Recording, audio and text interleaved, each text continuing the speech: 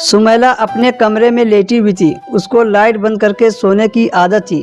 उस दिन भी सुमैला लाइट बंद करके बिस्तर पर लेटी चैन की नींद सो रही थी। अचानक उसको एहसास हुआ कि उसके कमरे में कोई आया है, लेकिन कमरे में अंधेरा होने की वजह से उसे कुछ साफ दिखाई नहीं दे रहा था। उसने धीरे से आवाज़ लगाई, कौन है, पर बदले में कोई आवाज़ नहीं आई। सुमैला ने जल्दी से अपने कपड़े ठीक किए और लाइट का स्विच ढूंढने लगी। तभी उसे एहसास हुआ कि किसी ने उसके कमर पर हाथ रखा है और वो धीरे धीरे करके सुमैला के ऊपर हाथ फेरने लगा। सुमैला घबरा गई कि आखिर कौन हो सकता है। सुमैला ने उससे अपने आप को छुड़ाने की कोशिश की तो उसने मेरे दोनों हाथ पकड़ लिए और वो सुमैला को ऐसे छू रहा था जैसे वो उसका पति हो। शायद सुमैला ने भी वही सोच लिया था कि हो सकता है मेरे पति हो, मुझे सरप्राइज देना चाहते हैं, इसलिए वो मेरे साथ ऐसा कर रहे हैं। फिर अचानक सुमैला को याद आया कि उसका पति तो ऑफिस के काम से बाहर गए हैं। ये सोचकर सुमैला और डर गई और जल्दी जल्दी लाइट का बटन ढूंढ रही थी ताकि वो लाइट जलाकर देख सके कि आखिर उसके कमरे में कौन है। लेकिन सुमैला ने जैसे ही लाइट जलाई तो देखकर हैरान रह गई, वहाँ पर तो कोई नहीं था। इस बात से सुमैला बहुत ज़्यादा घबरा गई, इसलिए उसने दोबारा लाइट नहीं बंद की। लेकिन बिना लाइट बंद किए सुमैला को नींद नहीं आती थी, क्योंकि उसकी आदत बन चुकी थी लाइट बंद करके सोने की। इसलिए उसने फिर से लाइट बंद की और दरवाजे को सही से बंद किया और फिर सो गई। अब सुमैला को डर की वजह से नींद नहीं आ रही थी। उसको अपने पति की बहुत याद आने लगी थी।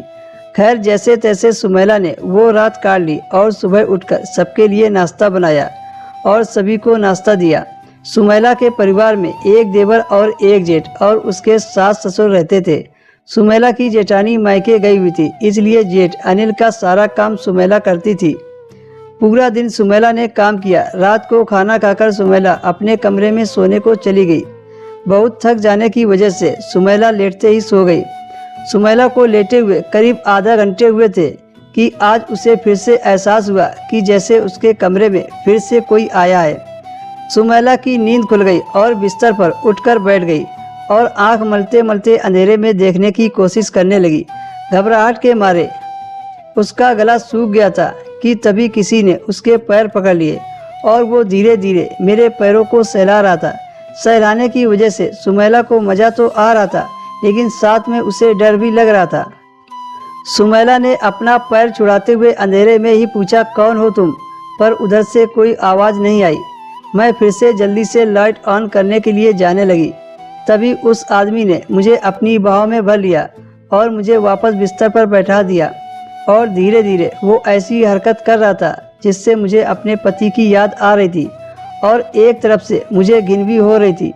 पता नहीं कौन है मेरे साथ ये सब कुछ कर रहा है। सुमैला अपने आप को छुड़ाने के लिए हाथ पैर चलाने लगी। आवाज़ लगाकर घर वालों को बुलाना चाहा, पर उसने मेरे मुंह पर हाथ लगा दिया। उसके बाद मैंने उसे जोर का धक्का मार दिया और खड़ी होकर लाइट ऑन कर दी। जैसे ही सुमैला ने उस आदमी को देखा तो उसके पैरों तले से जमीन ही खिसक गई, क्योंकि उसके सामने उसके जेठ खड़े थे। मैंने जेठ से कहा, तुमको शर्म नहीं आती? मैं तुम्हारे भाई की बीवी हूँ और जेठ तो भाई के समान होते हैं। सुमैला की बात सुनकर अनिल सुमैला के करीब आने लगा और कहा, तुम्हें तो पता है मेरी बीवी मायके गई हुई है, इसलिए मैं अकेला हो गया हूँ। देखो ना मुझे कितनी तड़प है, और तुम भी तो अकेली हो। इस चार दीवारी के अंदर जो होगा वो किसी को पता नहीं चलेगा। ऐसी बातें सुनकर सुमैला को और भी गुस्सा आ गया और जेठ को कमरे से बाहर निकाल दिया। कुछ दिन के बाद सुमैला का पति आया तो उसने अपने पति से कहा कि मैं अब इस घर में नहीं रहूँगी, आप मुझे अलग ले चलो। उसके बाद सुमैला और उसका पति घर छोड़कर चले गए।